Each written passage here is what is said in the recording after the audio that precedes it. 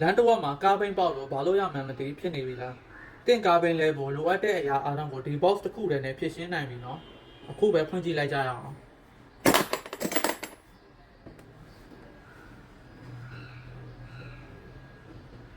အောင်းဆုံးပါတဲ့ပစ္စည်းကတော့ auto ကြိုက်မယ်ဖြစ်ပါတယ်ဒီ auto ကြိုက်ဟာ3တန်အထိရင်များကိုကောင်းမွန်စွာပင့်တင်နိုင်ပါတယ်ဒီလိုပင့်တင်တဲ့နေရာမှာလည်းအနေရမဖြစ်ဖို့အတွက် safety button အပါရှိပါတယ်တကယ်လို့တင့်ကားဟာဘိန်းပေါက်ယုံဘိန်းလေထိုးယုံပဲလိုအပ်တယ်ဆိုရင်တော့လေသူ့မှာဒီထိုးဆက်တစ်ခါလေးပေါက်ဝင်ပါတယ်ခင်ဗျဒါအပြင်ညအမှောင်ထဲမှာဖြစ်လို့မမြင်ရဘူးဆိုရင်လည်းဓမီပါပေါက်ဝင်ပါတယ်ပေါက်ဝင်တဲ့ပစ္စည်းလေးကတော့ electric net opener ဖြစ်ပါတယ်တင့်ကားဘိန်းဟာလေထိုးယုံမဟုတ်ပဲဖြုတ်လဲဖို့ထိလိုအပ်ပါကဒီ electric net opener နဲ့လွယ်ကူစွာဖြုတ်နိုင်ပါတယ်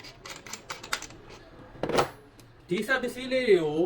တင့်ကားနဲ့ချိတ်ဆက်ဖို့အတွက်လည်းလိုက်တာကျိုးတစ်ပါးရဲပါရှိပါတယ်ဒီလိုက်တာကျိုးနဲ့လွယ်ကူစွာချိတ်ဆက်ပြီးတော့ဒီဆက်ပစ္စည်းလေးတွေကိုအသုံးပြုလို့ရပါတယ်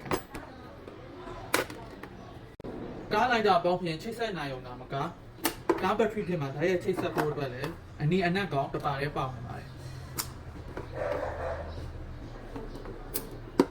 ဒါအပြင်အရေးပေါ်အခြေအနေကြုံတွေ့ပါကလည်းကားမှန်ခွဲဖို့အတွက် safety tool ပေါင်းတယ်ဒီ safety tool လေးဟာဆိုရင်တော့လေအမြောင်ငန်းတဲ့ energy ကြားမှာအသုံးဝင်တဲ့ပစ္စည်းလေးတစ်ခုပဲဖြစ်ပါတယ်ဒါဆိုရင်တော့တင့်ကားဘိန်းနဲ့ပတ်သက်ပြီးတော့ဘာမှစိတ်ပူစရာမလိုတော့ပါဘူးเนาะဒီ